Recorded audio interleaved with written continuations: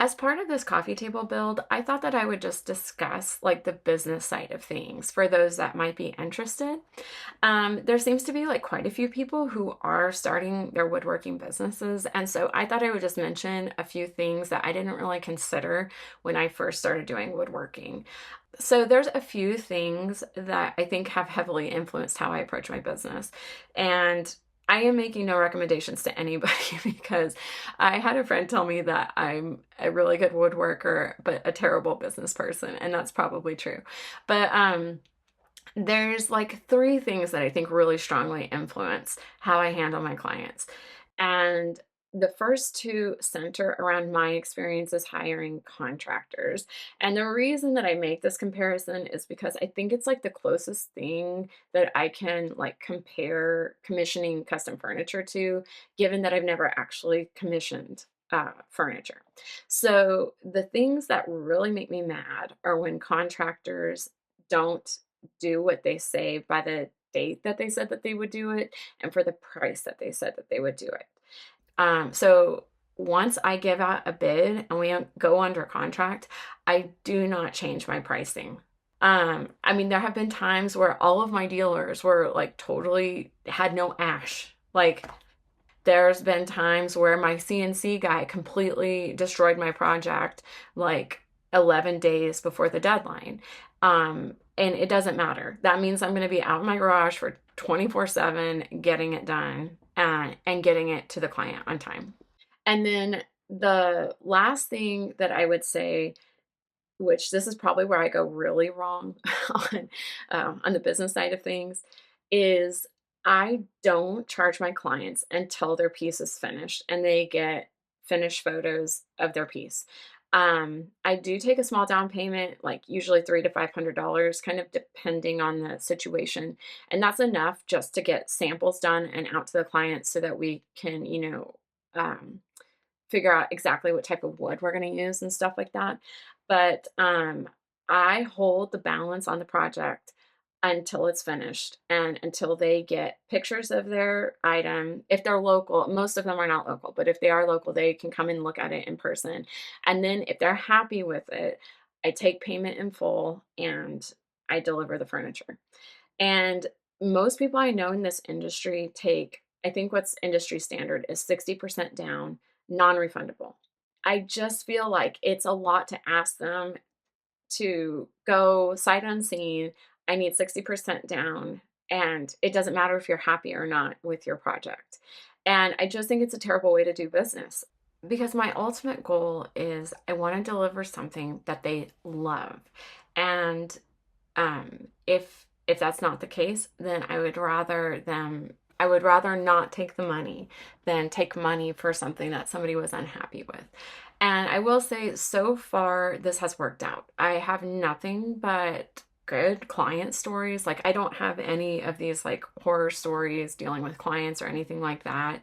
Um, Probably my toughest client is one of my sisters. I have one sister who I can make her a dining table out of popsicle sticks and she would love it, and no matter what. And then I have another sister that it doesn't matter if you're building something for free, she's going to get exactly what it is that she's after.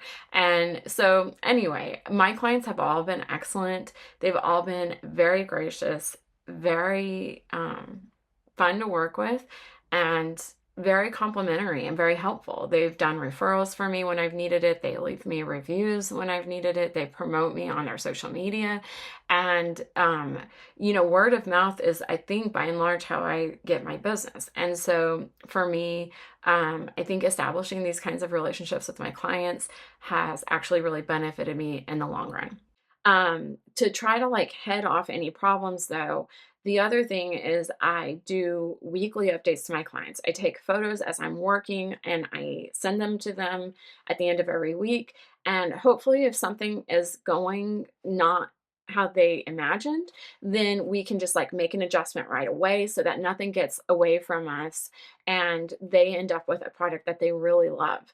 And that's really my goal because I just feel like um, in this business, I can't burn a client. It to me, it's not worth the 60% or whatever it is. It's just not worth it to have an unhappy client. Okay, so let's talk about building out your estimate. When the mistake that I made, well, I made a couple of mistakes when I first started. I underbid every project by a lot. And that was because I underestimated the amount of time it took to do the project and I underestimated my costs. And so let's talk about the labor first. Um, it's really hard when you're starting out to understand how long something is going to take you to make. And I will say too, there's probably like more industry standards because like when you're starting, it is going to take you a lot longer to build something than maybe a few years after you've been doing it because you're learning and you run into problems. It just takes you longer to do everything. And so I don't feel like you can really build a client for that. That's just going to be part of your process. But for me, even after I feel like I got a good handle on that part of things, I really struggle to like, because I'm not setting a timer. I don't have any software to track my hours in the shop or anything like that. And so I stopped thinking about my projects in terms of hours and I thought of them more in weeks. Like that will take me 5 weeks to make, I think. And I found it to just be like much more accurate and a much easier way to estimate the labor on a project. And I just bill my shop hours. I don't really bill for like design or, stuff like that. And then as far as like your per hour rate, you have to set that based on your skill level and your area. And I would say, again, go to the internet and do some research. I think with AI, you can probably come up with a number that is pretty reasonable. But I will say, it, if you're just starting out, to be somewhat humble about it because, I'm not Paul Sellers or Andy Rawls or Pedula Studios, and so to think that I should get the same rate as those guys, I mean, to me, I think it's crazy. So another way that you're going to underbid your projects is by estimating your costs. And the costs, there's like the cost of the materials for the project, and then there's your like overhead costs. And I think it's very easy to overlook those overhead costs that quickly add up. So let's talk about the cost of the project first, because I think that that's easier. As a woodworker, I think it's the mistake I made is I really only thought about the wood that I needed for the project. I didn't think about all the other components that go into it. As like you might need hinges, drawer slides, handles. You might need to cut custom glass or mirrors. You're going to need finish. You might need to mount lighting up into your project, leather to line drawers. You also need to be able to get it to your client. So shipping and crating. You need to think about also like all the little small things that go into it, like your sandpaper, glue, brad nails, things like that. And so, there is a lot of other components. And when you add those up, I have found that oftentimes they're more expensive than the wood. And so just be sure that you're not forgetting any little component of your project that you're going to need. When it comes to those smaller items like your glue and epoxy and, sandpaper and stuff like that, basically I took that expense, broke it up over the year, and then each project gets like a shop fee, which is just handling those kinds of items in my garage. Then let's talk about your overhead costs that you are going to need to consider. You're going to need to pay your electricity. You're going to need to pay your rent. Then you're going to need things like an accountant. You're going to need to pay taxes. You're going to need an email service, your website. These are all these overhead expenses that come with running, I think, like any kind of business. And so you're just going to want to consider that. Come up with a number you're comfortable with, but like don't ignore it. And at the end of the day, what you're going to find is probably that your bids seem crazy high. That's every time I send out a bid, I just think it's insane, but things are expensive. And I will say, don't work for free. It will make you hate doing this.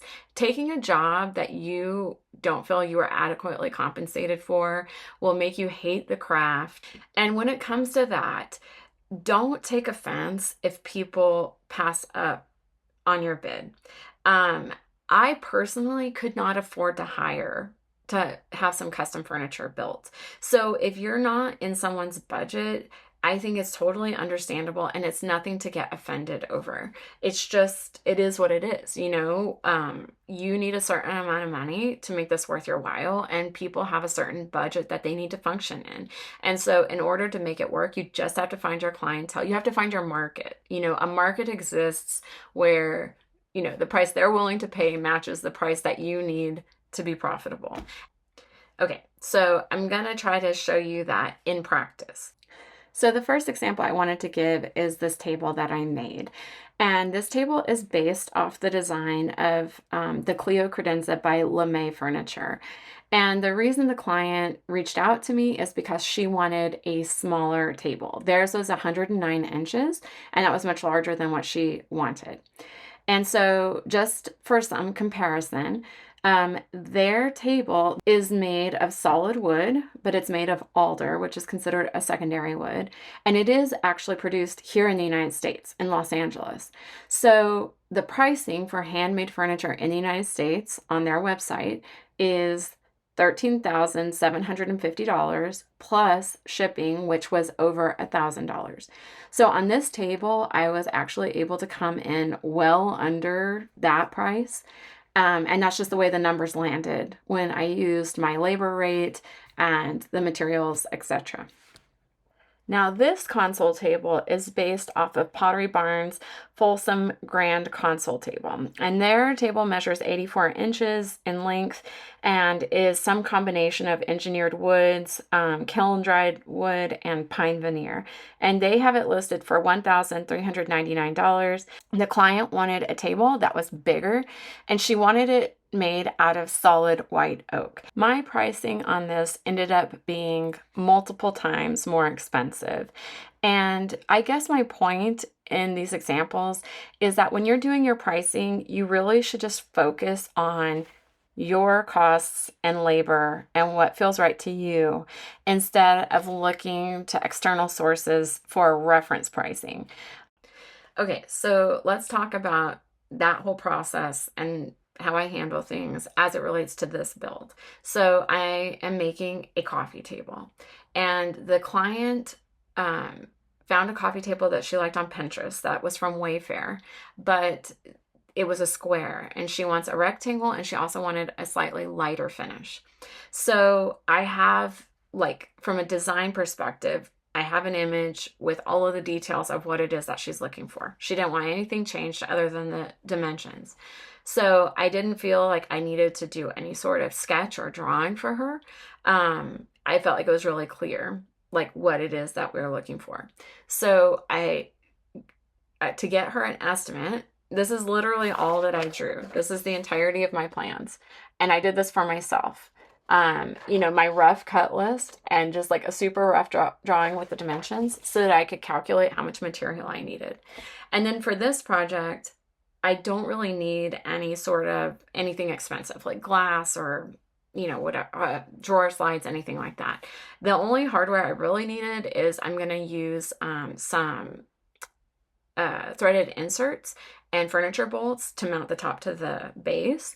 And then I need finish and wood. So I got an estimate together and I sent it over. She approved of the estimate. We went under contract. I got her an initial round of samples. I go then and purchase the materials, and then I get started on the build. And then I just keep her updated and make sure that things are moving along how she's imagined. For the first couple of weeks, this is milling lumber, really rough cuts. And at that point, you do need to assure your client, like, this is really rough. And so it's okay if this isn't like coming along like you think it should look like. There usually is a little bit more worry in the beginning because it's just in such rough form.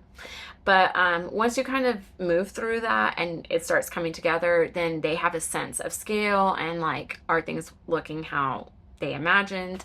And you just kind of continue moving along like that until it's done. And then, so now I will finish the build, and then once it's done, I will have pictures taken, I'll get it to her, I'll accept payment, and this is a local delivery, so I won't have to crate and ship. I'm going to deliver this myself. So that's pretty much the process, and it's just that simple.